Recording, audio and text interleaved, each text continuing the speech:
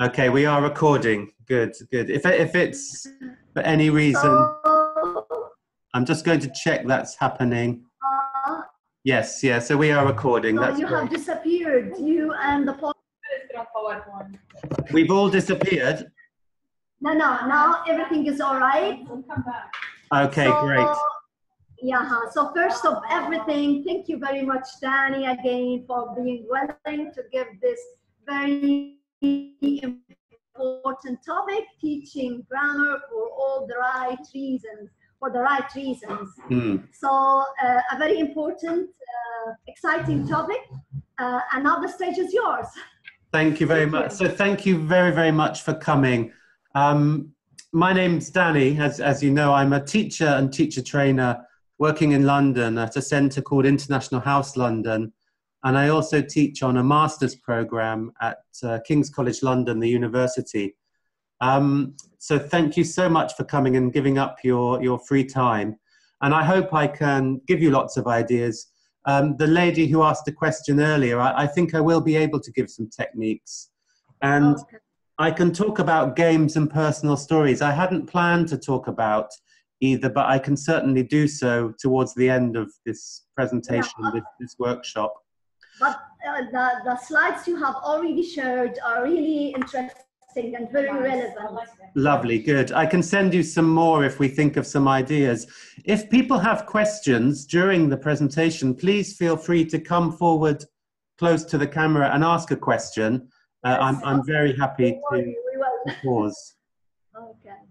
Okay, so the session is on teaching grammar for all the right reasons. As I said, it's kind of presentation, kind of workshop. I can give you a little background of what you'll do today. Just we're going to look at some problems with rules and compare these with reasons, what I call reasons.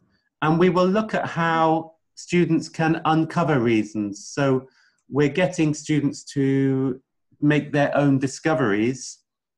And as the lady asked earlier, we can do it in task-based lessons as well. So the production can come at the beginning and the presentation can come afterwards. And that can solve one of the problems we have with not giving students enough time to practice. And we can look at a couple of examples, not so many. I can show you examples from teachers from other teaching contexts. Turkey, Greece, and China, I think, are the ones I'm using with you today. And we can also, of course, I think it's important to give you a rationale for helping students uncover reasons. It's very important. Okay, right. I like to begin with this lovely quote from my friend and colleague, Andrea. He's a teacher in London. He said, "We try to contain the language with rules, but the language keeps running away." I think that's a lovely image. And a man called Thompson talked about the language being very, very messy. We're trying to say so many things, and yet we try to contain it and impose some kind of order, but it's very, very difficult to impose order. It makes it very fascinating, but it's very, very difficult to do. And Scott Thornbury, who I know many of you have met or seen on the webinars, he's a patron of the Hands Up project, talks about the fact that even as we are talking at this moment, the English language is changing and fragmenting and merging. And in London, I hear so many varieties of English. It makes me think, how do you capture this language, this complex language? So here are some rules that what people try to do is capture this language with a set of rules. These rules, I'm sure you're all very familiar with. Yeah. Yeah, very, very common. These have all been taken from course books that are used in my context in English. I think they're from the Cutting Edge course book and the Straightforward course book. So very, very common rules. But there are some problems with these rules, I think. The first one, past actions with present effect. Yeah. Now, of course, you can use the past simple to talk about past actions with present effect. How many hours teaching have some of you done today? 4 hours? Or? 4 hours. So you can say I'm very tired because I taught for 4 hours this morning. It's a past action with a present effect. And so this, sorry, excuse me, this rule applies to other tenses. So it's a problem in that way. The next one about state verbs is a problem because we have the word usually. Yeah. So the rule is sometimes true and sometimes not true, which is very difficult for students to understand. And the last one, we use will for decisions made at the moment of speaking.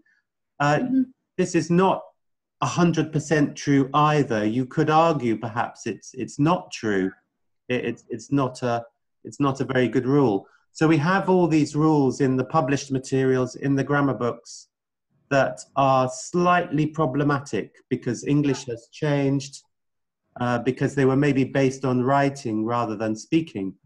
So I will give you an example.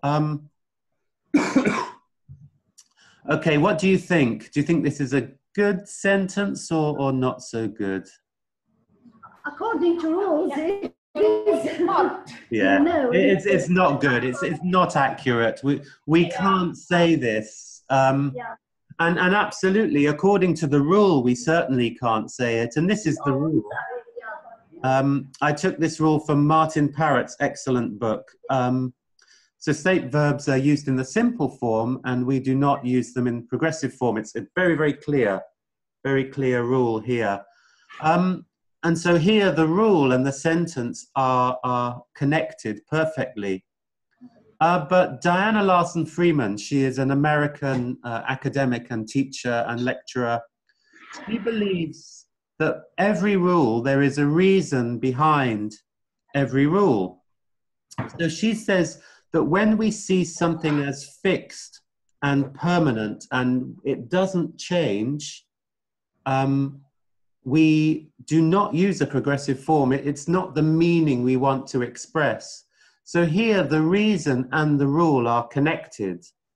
They say the same thing. So you have to say, he owns a really expensive car. If he sells it, he doesn't own an expensive car. It's the rule and the reason are completely connected. But what about this sentence? Danny, so I guess this is similar to saying he's tasting the soup, or the soup tastes well, or like she's smelling flowers, or the flowers. Sort of, yes. So one, I think with he's tasting the soup, you've got an action happening at that specific moment. You're describing an accent. With taste, he tastes the soup. That you're perhaps describing his permanent position. He's a soup taster by trade. So yes, you. But with own, perhaps the notion of own can never be a little bit different. Yeah, exactly. So here with a phrase like "I'm loving my job," which I think is a very common chunk now. I'm loving. In fact, McDonald's has the slogan, I'm loving it. And many people don't like that. Here, of course, we can, what we have is a rule that we can go past. So when we view something as temporary or momentary or changing, or we feel very, very strongly about it, we can use a progressive form. We can break the rule. And I've spent time online looking at corpora of many of the kind of state verbs that course books say mustn't be used in the ing form, like remember, like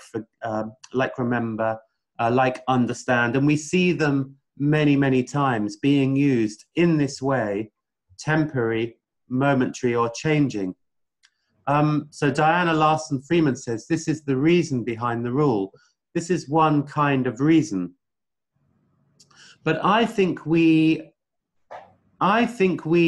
are better looking at reasons in a different way, looking at reasons according to a writer or speaker.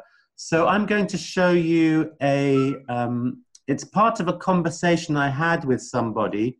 I'm afraid it's a teacher. It's a teacher who doesn't enjoy their job. Have a quick look.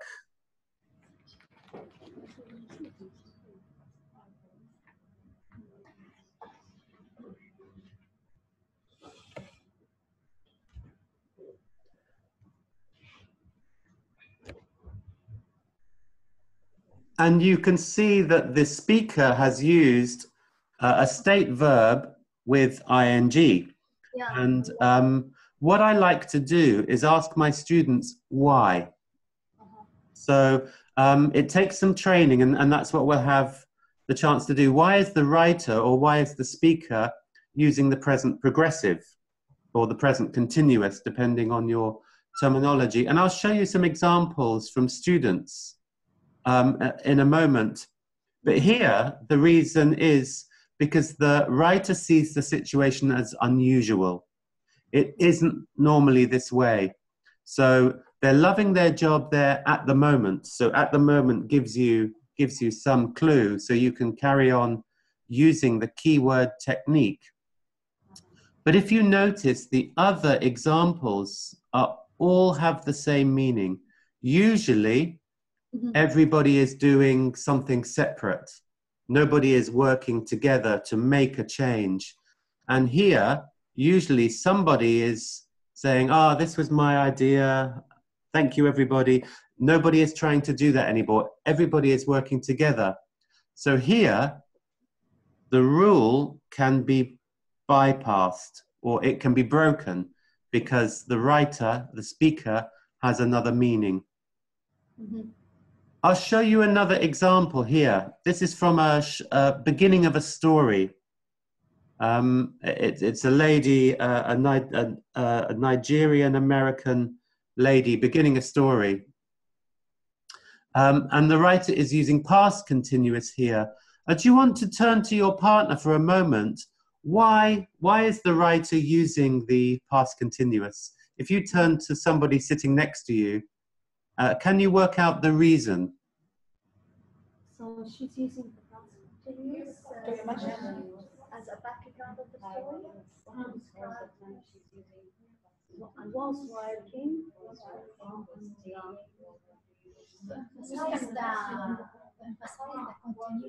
actions In the past. To stimulate his imagination. I think I heard the idea of background. And again, what you can do here is you can ask the question using the name of the writer or the speaker. So why is Ola using past continuous? And I like to ask my students this question, sometimes quite formally, and I will stand with the whiteboard and deal with their answers. Sometimes I will just ask, why is Ola using past continuous? And these are some student answers. These are students at B2 level. They are young adults, so I think they're older than your students. And I heard one of you say this: Ola is using the past continuous to describe the background and start to the story. Now, what these students have done is recognized how past continuous works in a story. They haven't talked about longer action in progress at a specific time in the past. They've really thought about the story. And I can show you another very interesting example.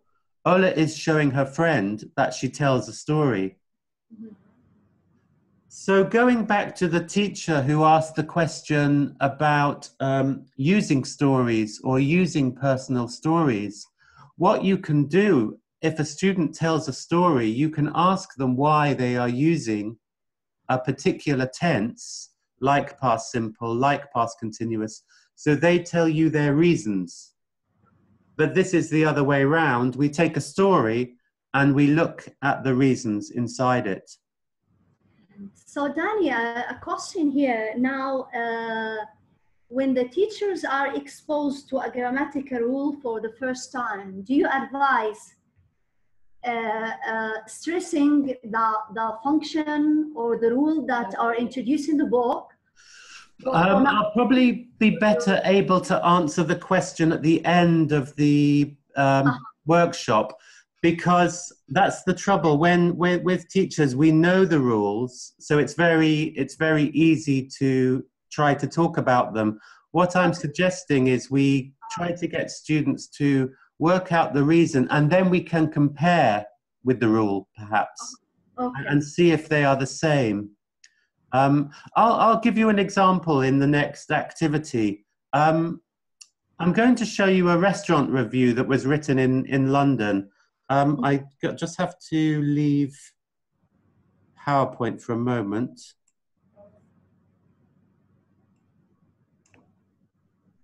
Right, I can't see how to exit the full screen. One moment.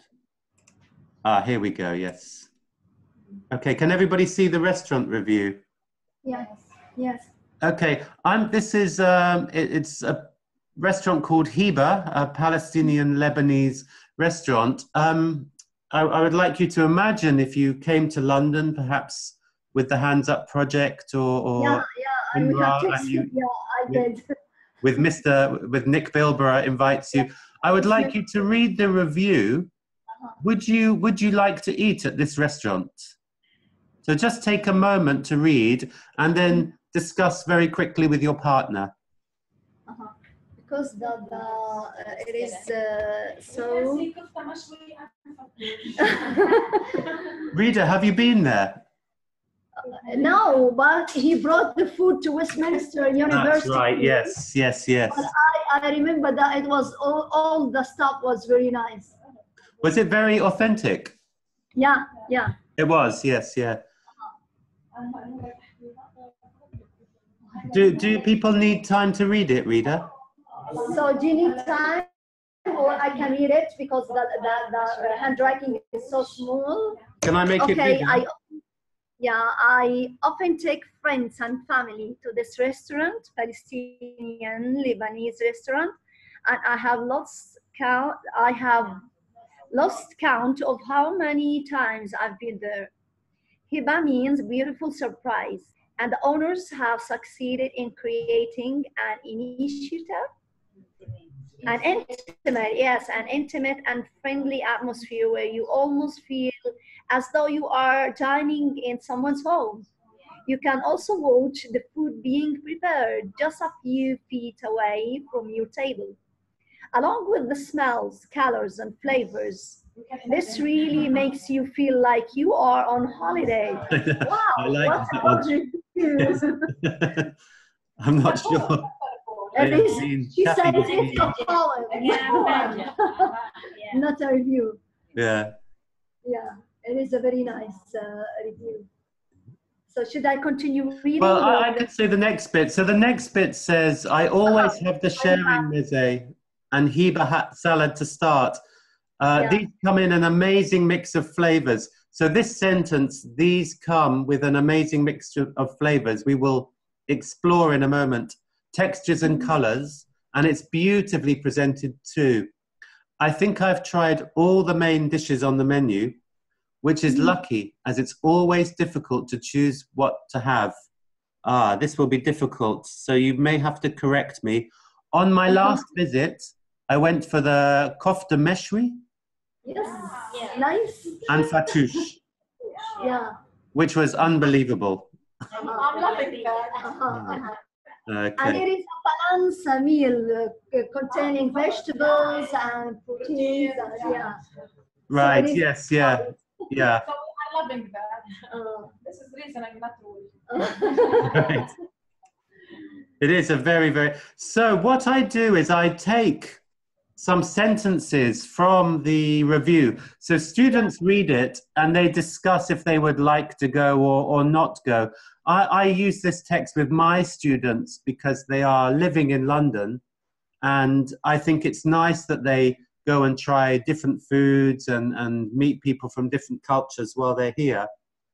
I've actually I have this text written for many different restaurants, actually, Turkish and Greek. So I asked my students to try to work out why the writer is using the following forms. So we have present simple, Yeah. past simple, and present perfect simple. Would the teachers like to get together to maybe discuss why? So you have to maybe forget the rules for a moment. It's very difficult for us teachers because we know the rules. So we always rely on them, but with students and new teachers, it's a little bit easier. But turn to one of your partners and discuss maybe for 2 minutes, why is the writer, why is Kathy using these forms?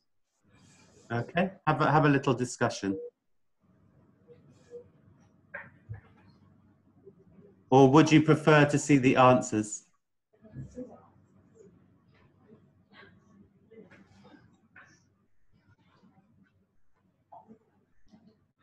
Okay, they come with amazing. That happens all the time. It is a fact. That's related. Yeah. All the time. Anytime you come And in. my last visit, he's talking about a particular event in the past, and I've tried everything on the menu. The action in the past. In the past, but it's the same. Yeah. And he has visited the restaurant many times, or he has tried everything.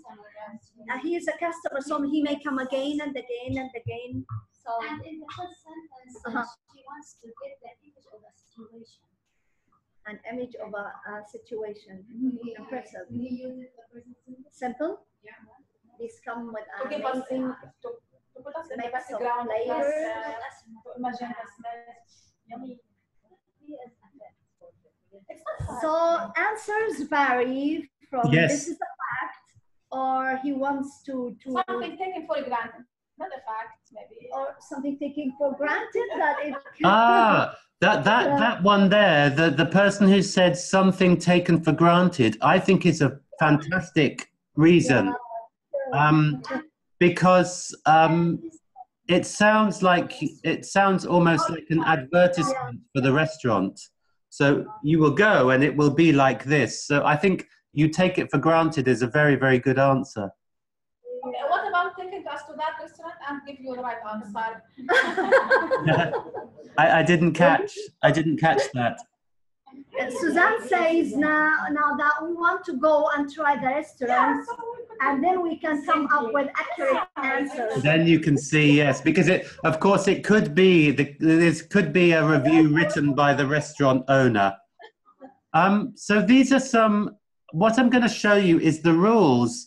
I asked this question to a group of students studying in a B1 class.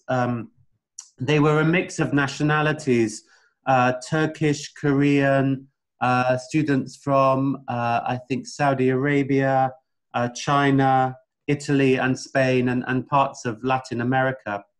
And they were using a book called Straightforward, a course book for intermediate students. And the rules for the present simple say habits or things we do regularly or generally or always true. So we have four rules here. So quite a complex idea. I think this was in unit 1. In unit 2, they looked at the past simple. So finished action or state in the past. Started and ended in the Yeah, past. we often say when it happens. And unit 7 for present perfect. So here the students would have to wait possibly 3 or 4 weeks before they can see these tenses together. But what I like to do is look at the tenses together and ask the question, here are my students' reasons. This is what they created themselves. So the first one, Kathy is using past simple to describe her last visit. It's just one visit. Yeah. And that's very interesting that the student can work out the reason. They don't necessarily need the grammar rule to understand. The next one I think is the taken for granted. I think that's a very, very nice phrase. Anyone's visit at any time. If you go now, it's the same. If you go in the future, it's the same. Of course, I guess the students don't have the phrase taken for granted, but I think They are saying exactly the same thing here. In the past and in the future, yeah. The present perfect is a difficult one, but have a look what the students said. Past simple for one visit, present simple for always, present perfect for all her visits in the past to now. A very good description of the reason. And that's very good. The students, by the way, create these together. My classes are usually 15 students. I guess if you had 50, you could get your students to write on card and hold their reasons up. Or you could get them maybe to do different groups, do different sentences, and then they can get together and share. But I will show you another thing that we did, and this is something, this was when I was using it for some Algerian teachers, so I changed the name of the restaurant and used Hamsa. We created a diagram to show how the past and the present are connected by the present perfect. And I find my students understand this very well. And I'll show you some Chinese teachers. They said, present perfect gives her authority. She knows. So you can trust her.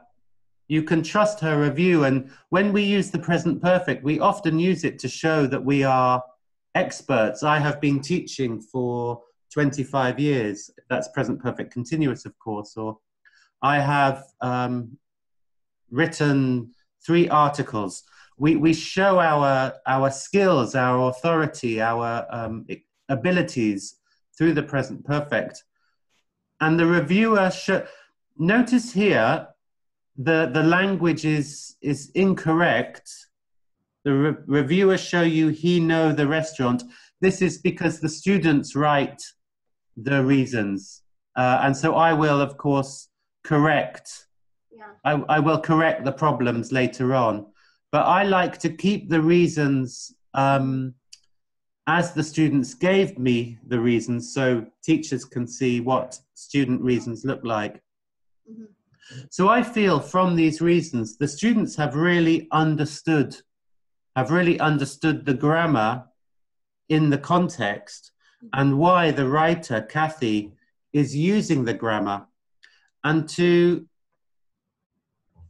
yes, so they're looking at it all together. And here you can see from the straightforward book that they were using, sorry, it should say intermediate, my apologies. Past simple unit 2, present simple unit 4, present perfect unit 7, to look at each one separately, but they can look at them together in this kind of text. It's difficult. It will take a little bit of time, but it will save time eventually. I looked at the same order of forms in the English for Palestine course books, and it's very similar.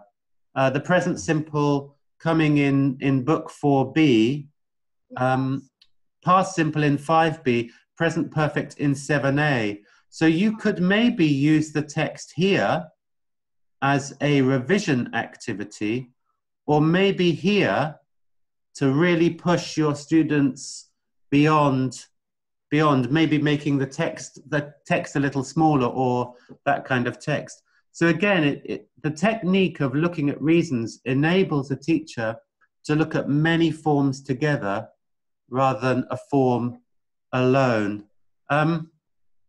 What I do to answer the question before is get students to do something called a replication task, where they write their review and they post it on the website londoneating.co.uk.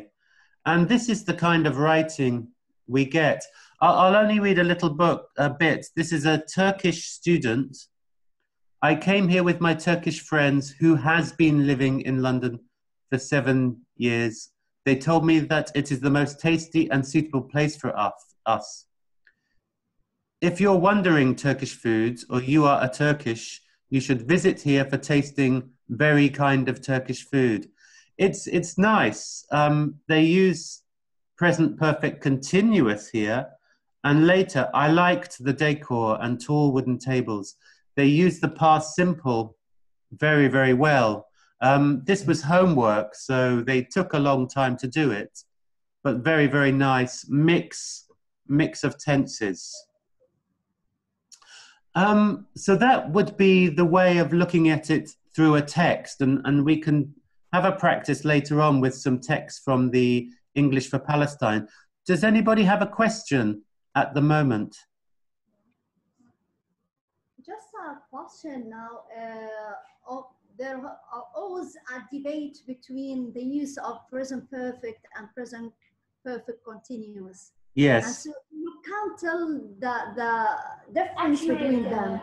So what is the difference? Can they be used interchangeably, or what is the difference? Right. We okay. have been discussing this point. Yeah. Well, I was going to show you the text. Let me go forward again. When you're looking at reasons, I think the idea is you don't spend too much time trying to look at the difference without context. I think it's better to look at it many, many times. So here, I think I've tried all the dishes on the menu. You couldn't say, I think I've been trying all the dishes on the menu. It doesn't work in the context. Yeah. So when you look at reasons, you can avoid that kind of question where it's really hard to give a clear, definitive answer. What is the difference? Because Sometimes the difference is a set of rules. When you say, I've lived in Gaza for 12 years, or I've been living, or I've studied. Well, exactly. So when we go back to the story here, I can answer this question with my students. I came here with my Turkish friends who, it says has, but of course it's a student error, who have been living in London for 7 years. I can ask them if they can use present perfect simple, and they can say yes, and I can say why. So here, when you're talking about your experience over an extended period, you can use both. You can use both. So I think, for me, one reason to avoid spending too much time with rules is you end up with questions like this: what's the difference? Whereas what I think is we look at examples and then we can say, you can do it like this, but you can't do it like this, and give the reason why. And so that gradually students start noticing the difference rather than we explain the difference. Because I know many, many students who don't know the difference after many, many, many good explanations. Yeah, but I have observed one of the lessons, the teacher wrote 2 examples. I've waited for you for half an hour. I've been waiting for you for half an hour. What is the difference? Who's annoyed? Or so that slight difference in attitude, or so sometimes it works. So if you use the present perfect continuous, so you are adding something, you are annoyed, you've been waiting for, so you're feeling. Absolutely. So what I would recommend, can you now see this blank screen? Yeah. What I recommend is that what we do instead is we look at text. So let's imagine me.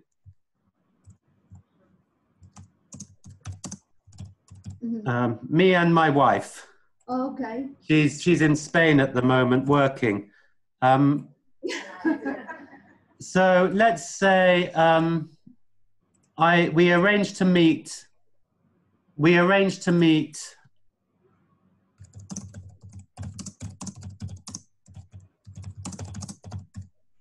Can you see this? Yeah.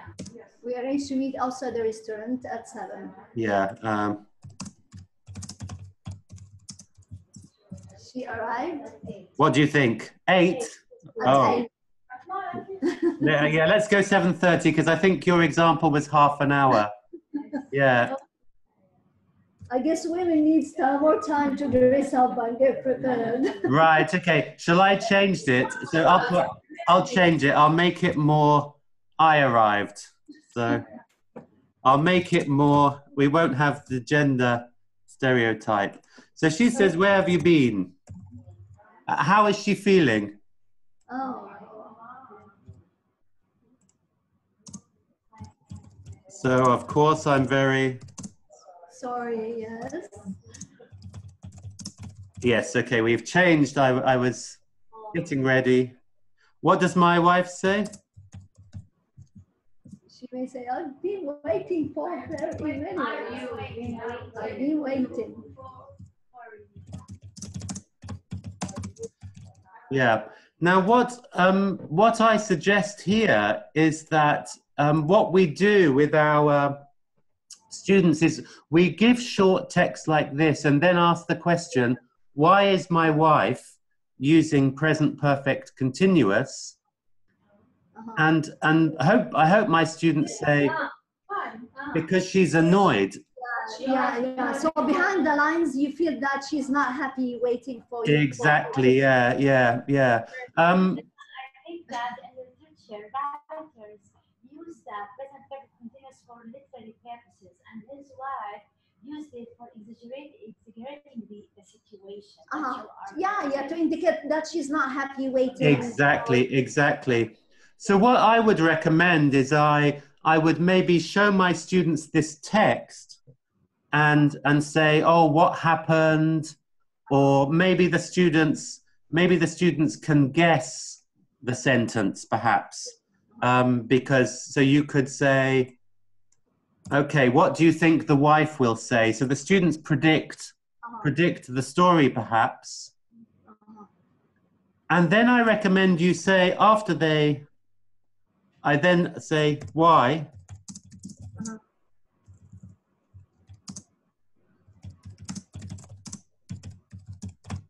Yeah.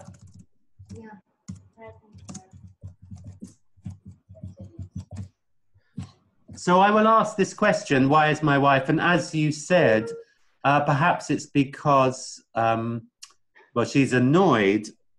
So it's not necessarily a connection between the past and the present at all. It's the fact that she was waiting right up to this moment and she was annoyed with me. I could ask,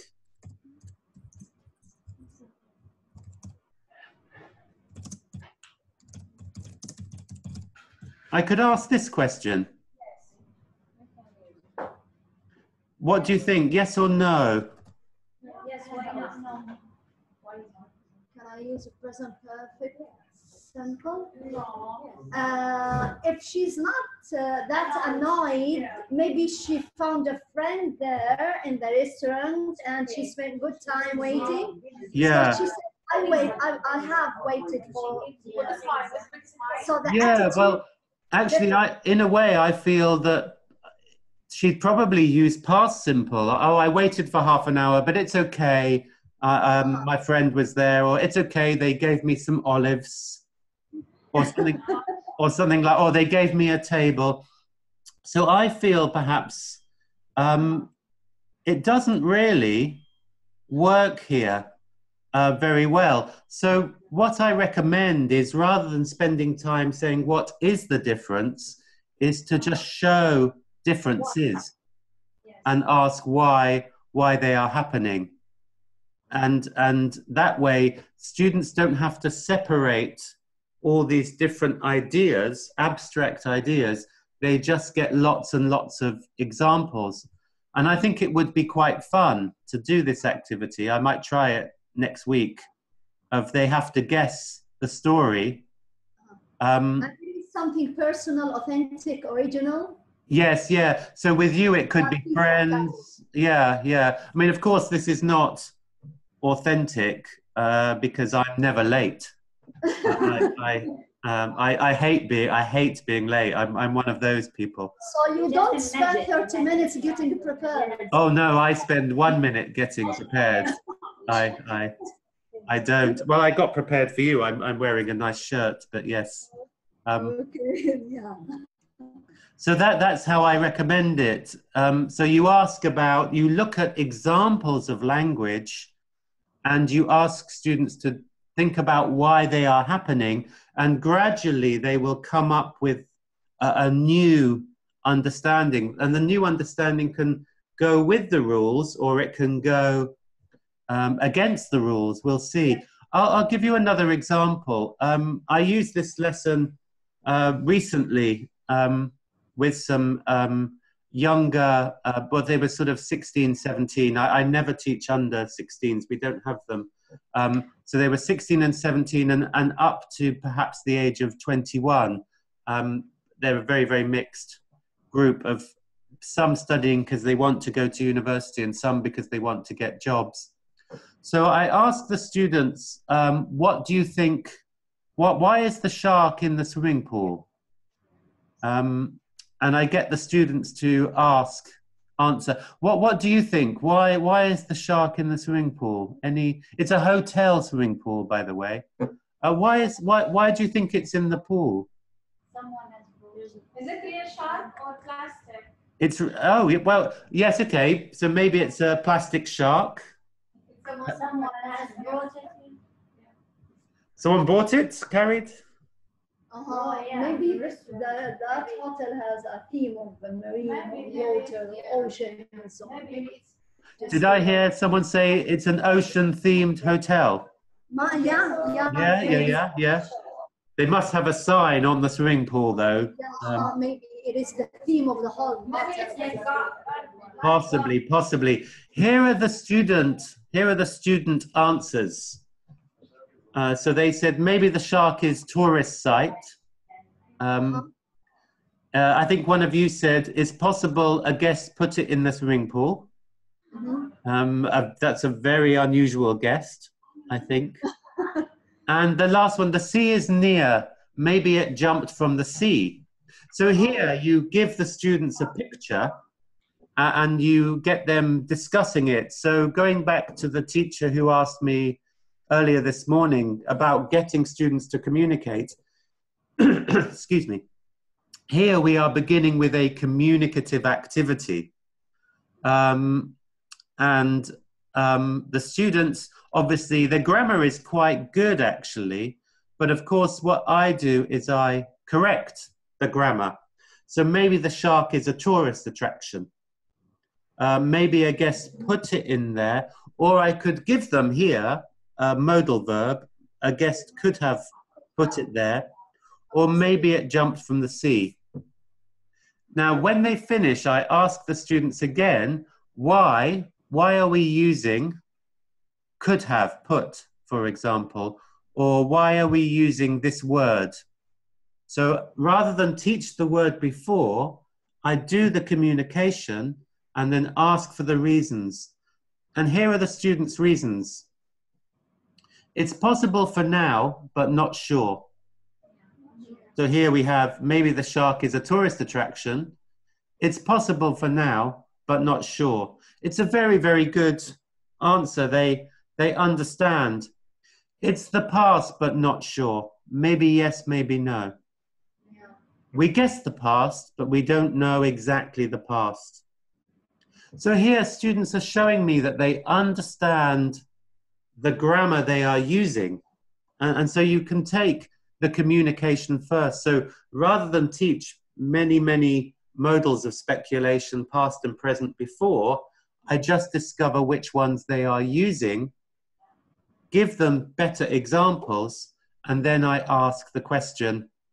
So to go back to your ideas, maybe it's an ocean-themed park, or it could be ocean-themed hotel. It could be an ocean-themed hotel. I give them the language they want, and then we explore the grammar afterwards by looking at the student reasons. So we don't have to look at sentences that could possibly be one, could possibly be the other. It's completely dependent on the context. I thought of this would be a nice replication task. You could ask your students, what are the girls in the picture doing? I guess your students have all seen this video. Yeah, the screen. Yeah, so you would have to use a different video. So I could ask my students, what are the students doing? And they use the new language that we've just looked at to guess what's happening in the picture. I love this video. I think it's one of my favorite. I watched it at the Hands Up conference where you were there, weren't you, Rita? It was very, always lovely to see it. So clever. Yeah. A replication task, by the way, means that the students use exactly the same language for a communicative purpose. So you could say maybe they are performing a play, maybe they are knocking on a window, that sort of thing.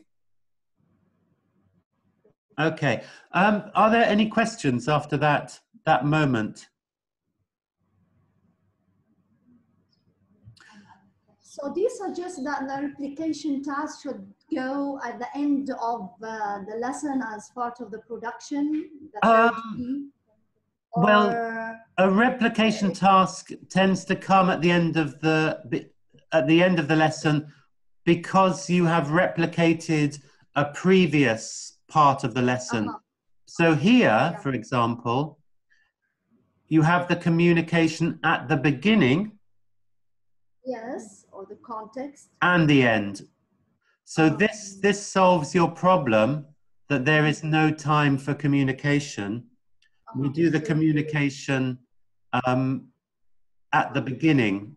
With a text, of course, it's again a little bit tricky because it's natural that the communication comes at the end. So this is the solution. The shark lesson is the solution to that problem. So we have task, language, task. So they speak twice in a lesson.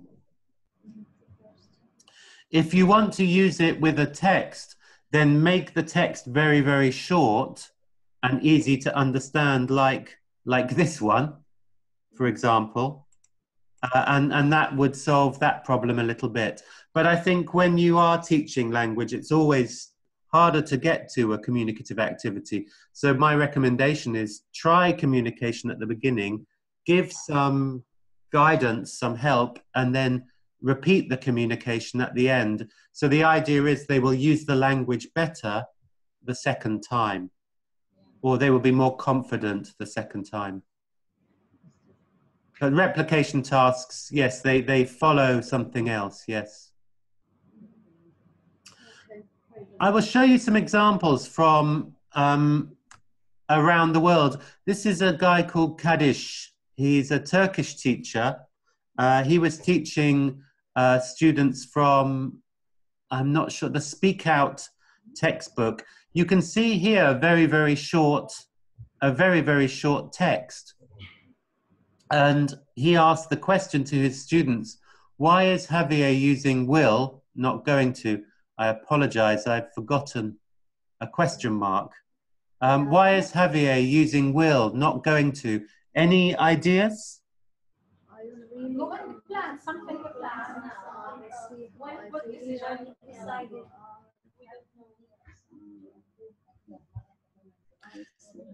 It's relating, as you say, as I can hear you, to plans and decisions.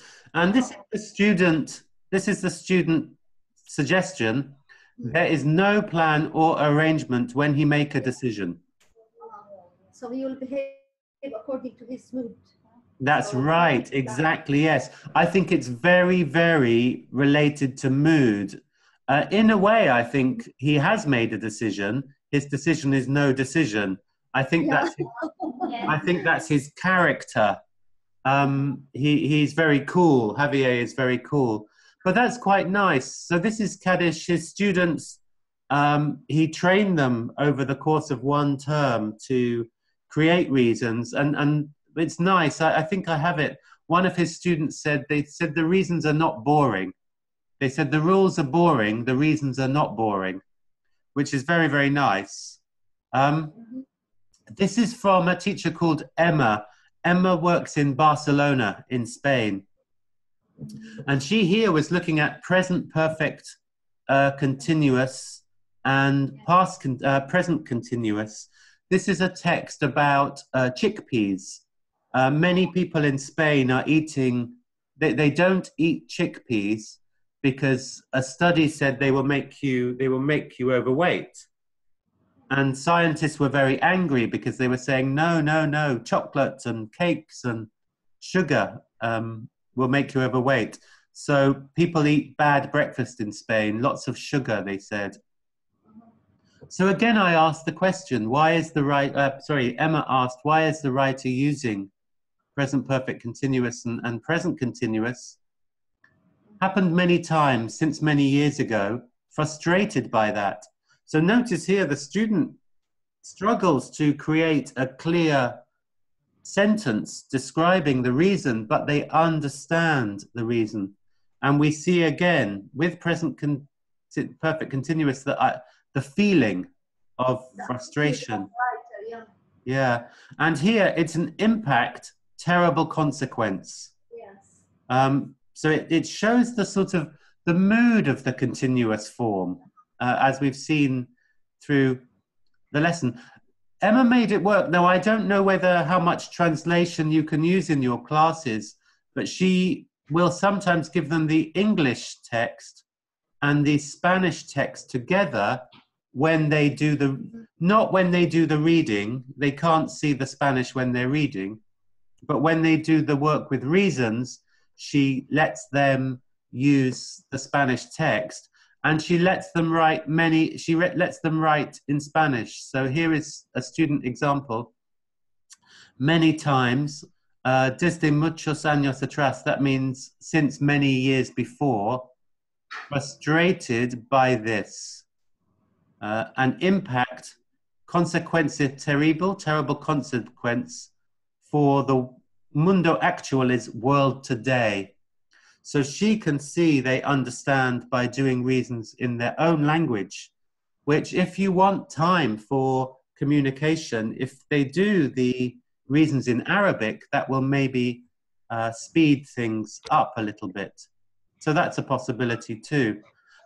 So how can it relate to you in Palestine? I found this in, I don't know, this is English for Palestine. So this is something maybe you could try with your students after they do this reading. Why is the writer using past continuous? And again, it's the background. It's the background to the story. I guess the lion will trick one of the oxen and eat one, I guess. Is that true? Yeah, that's right. Yeah, of course. So I noticed in the book that there's lots of examples of language in context.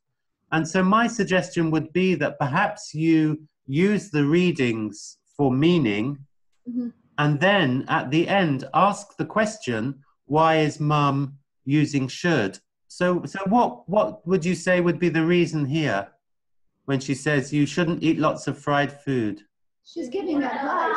Exactly, yes. And I think the students will say that very, very quickly. So rather than, or you can even ask the question, of course, in Arabic and see if the students give you the answer in Arabic. I think you can even say, what would she say in Arabic? What would be her exact words?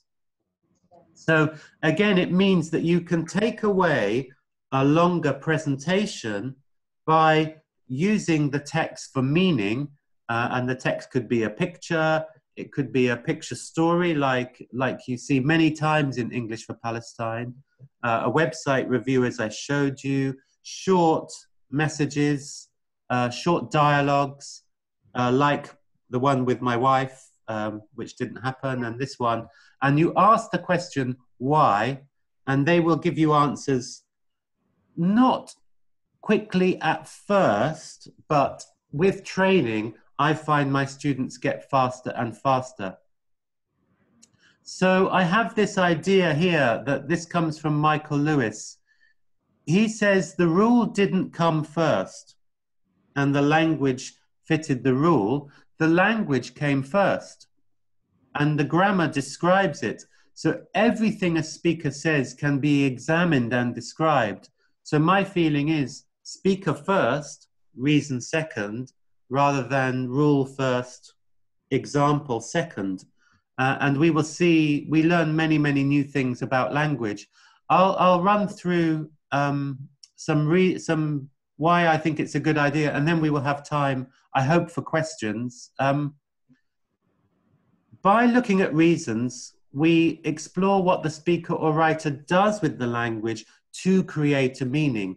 So where we see mum say, you should eat more healthily, she is using language to create meaning. She's not thinking about rules. Mum maybe doesn't know about rules, but she knows about meaning. Students can make genuine discoveries about language. I've learned new things about my language by doing this with my students. They say things and I think, yes, that's true. I've never thought of this before, because it's not in the traditional grammar books. And we can look at how forms interact. So present simple, past simple, present perfect. Together we see the forms interacting.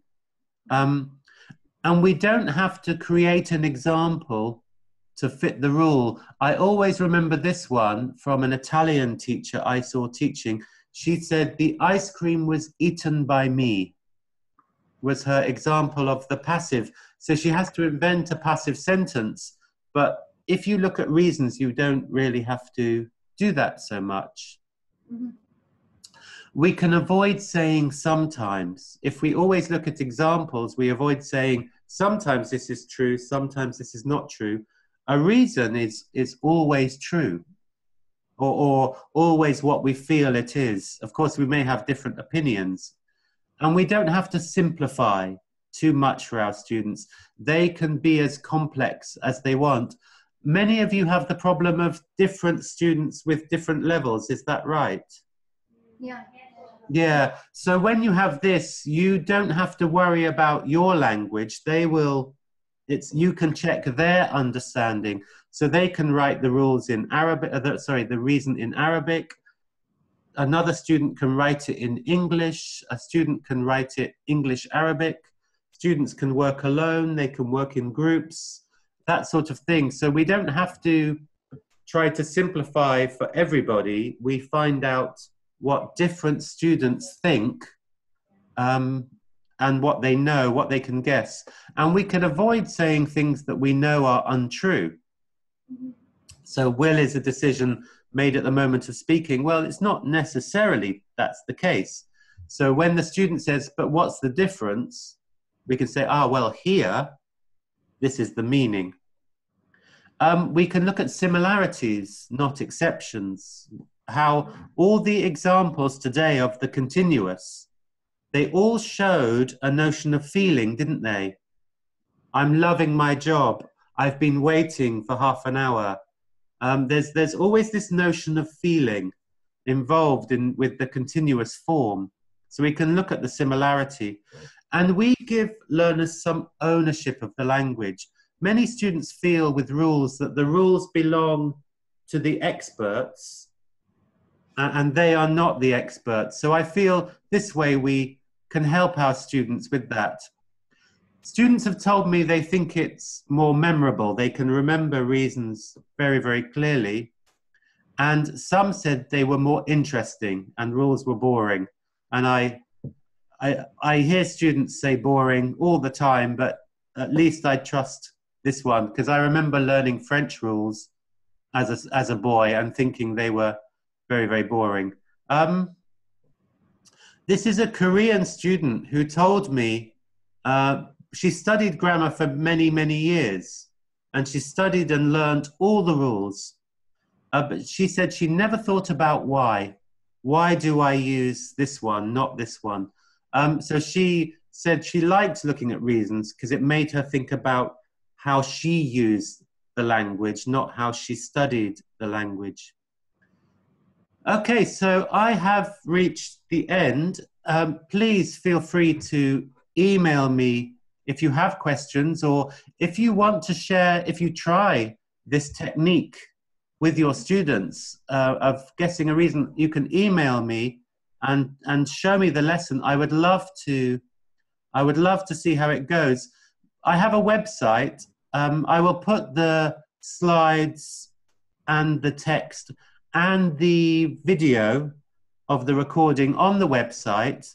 And there's there's articles, there's other presentations, there's other video recordings, and there are some lessons on there, only 2. I've only just started collecting lessons that teachers have used reasons and sent me their lessons. So you can find Emma's lesson and a lesson from a Chinese teacher. So if you ever try this technique and you want to share a lesson, I can put it on my website and share it, and people can use it around the world. I appreciate... Just part of the lesson, an idea or an activity, or yeah. So if you want to, if you try it, maybe with the mom giving advice to her children, what reasons do the Palestinian children have? I'd be very interested to hear, and I will send Rita the video, the recording somehow, so you can share it with your colleagues. I appreciate you may want to, you have places to go, but I'm really happy to stay and answer as many questions as you have. But I guess we have to evacuate the room in 2 minutes. 2 minutes. Oh, my apologies. So it is okay. Do you have just questions? Now, what about spoken grammar? I guess now spoken grammar has grown as a new theme of... Yes, yeah. Well, again, because of looking at reasons, you can look at a piece of spoken text and say, why is the speaker using this form? And you'll just see how it's used for meaning. What you can then do is say to them, in writing, perhaps, it wouldn't be so natural to do that. So I think the grammar for tenses and modals is very similar, but the grammar is much more tidy in writing. So I do lots of academic writing, and I say to my students, why is the writer using this? But we look at speaking too, and why is the speaker using this? So I can look at writing and speaking separately in that way, and then discuss differences. So the thing is, the rules were written for writing specifically. So when speakers break the rules, it's usually because it's speaking. But my idea is that you're not breaking the rules, you have a reason.